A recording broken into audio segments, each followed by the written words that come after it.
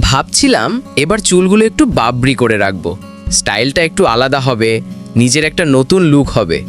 মনেও হয়েছিল এইবার চুল বড় করে রাখলে ছবিতেও একদম অন্যরকম লাগবে।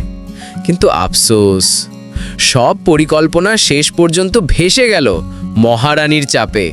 আমাদের মহারানী তো বলেই দিলেন, ছেলেদের লম্বা চুল মানায় না, আর তুমিও কোনো ব্যতিক্রম নও। তার উপর আবার সামনে পরীক্ষা, তাই বেশি তর্ক করাও ঠিক মনে হলো না।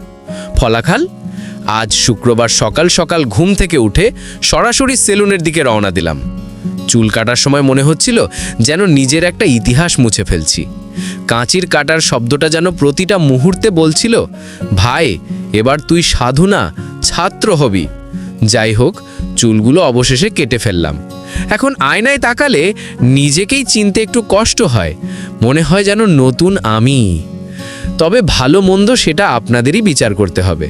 বলুন তো, নতুন লুকে আমি কেমন লাগছি?